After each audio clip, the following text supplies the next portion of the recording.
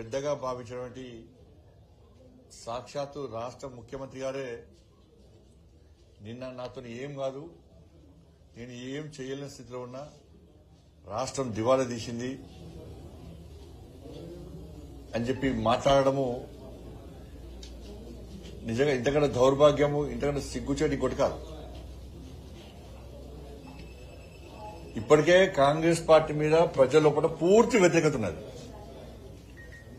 నిన్న ముఖ్యమంత్రి గారి వ్యాఖ్యలతోని కాంగ్రెస్ పార్టీ కేల్కతం దుకాన్ బంద్, కేల్కతం దుకాన్ బంద్. ఇక కాంగ్రెస్ పార్టీని ప్రజలు మర్చిపోయి తీసుకొచ్చింది. ఇవాళ ఈ ప్రభుత్వము ఉంటదా ఉండదా అని చెప్పి అనుమానాలు తెలంగాణ సమాజం లోపల వ్యక్తమవుతున్నాయి. ఇంకోరు కూల్స్తారా అని అంటలేను నేను, కూల్చాలంటలేను నేను. ఇది సామాన్య ప్రజల లోపల వ్యతిరేకత స్టార్ట్ అయింది. ఇప్పుడు ఆ పార్టీకి సంబంధించిన సొంత శాసనసభ్యులే మా భవిష్యత్తు ఏంది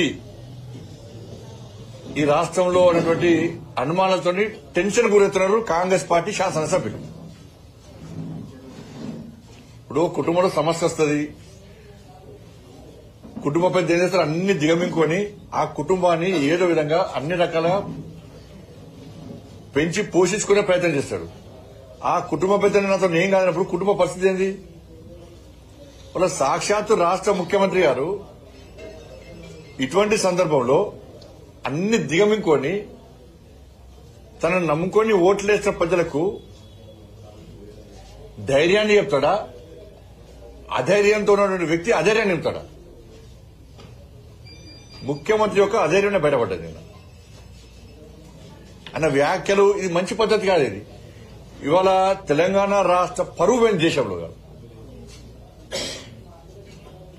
దేశవ్యాప్తంగా చర్చ జరుగుతుంది ఇవాళ ఈ విషయంలో.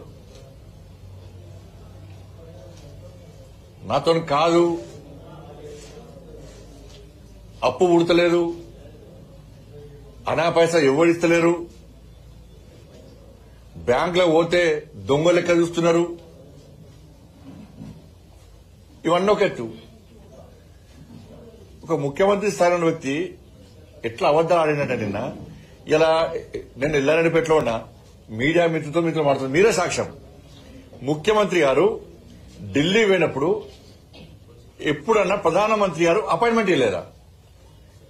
కేంద్ర మంత్రులు అపాయింట్మెంట్ ఇవ్వలేదా? ఎన్నిసార్లు కలిసినా మీరు ఇచ్చారు. ఢిల్లీకి ఎప్పుడు పోయినా మేమే అనుకుంటున్నాం, ఆయన అనుకున్నా ఏం పెట్టిండు, నేను గిన్నిసార్లు కలిసిన కేంద్ర మంత్రులను, ప్రధానమంత్రిని గిన్నిసార్లు కలిసిన అని చెప్పి ఆయన చెప్పుకున్నాడు. మళ్ళీ ఇప్పుడు ఏమంటున్నాడు, ఈయన పోతున్నట చెప్పులెత్తుకపోయేలాగా చూస్తున్నాడు. ఈ చెప్పులెత్తుకపోవడం అర్థం కాదు, నాకైతే అర్థం కాదు. ఇది కాంగ్రెస్ కల్చర్ గా వచ్చింది.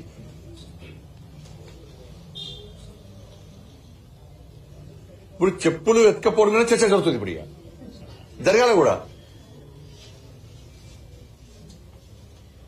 2023 డిసెంబర్లో రాష్ట్ర ముఖ్యమంత్రి గారు ప్రధానమంత్రిని కలిశారు. 2024 జూలైలో రాష్ట్ర ముఖ్యమంత్రి గారు ప్రధానమంత్రిని కలిశారు. మొన్న ఫిబ్రవరి 2025 లో కూడా రాష్ట్ర ముఖ్యమంత్రి గారు ప్రధానమంత్రి గారు కలిశారు. ఇక మంత్రులను పోయినప్పుడల్లా వస్తున్నారు మంత్రులను.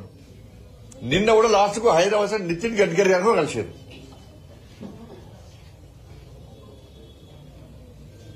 ఎప్పుడు మీకు అపాయింట్మెంట్ ఇవ్వలే, ఎప్పుడు మీతో మాట్లాడలేదు. చెప్పులు ఎత్తుకపోయేటోళ్ళక ఎప్పుడు చూశారు, ఎవరు చూశారు?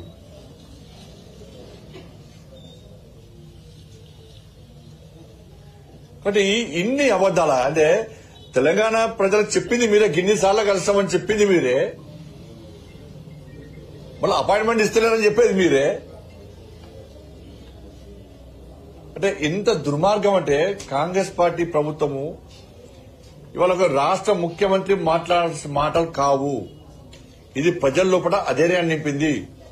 లాస్ట్ కు రాష్ట్ర ముఖ్యమంత్రి గారు చేతులు తెచ్చారు, కాంగ్రెస్ పార్టీ ప్రభుత్వం చేతులు తెచ్చింది. మొత్తం ఏం కాదుగా, మేము ప్రభుత్వాన్ని నడపలేని స్థితిలో ఉన్నామని చెప్పి చెప్పకనే చెప్పారు నిన్న. ఇక తెలంగాణ సమాజం ఆలోచించుకోవాలి. పోనీ తెలియక జరిగిందా అంటే తెలిసి చేశారు.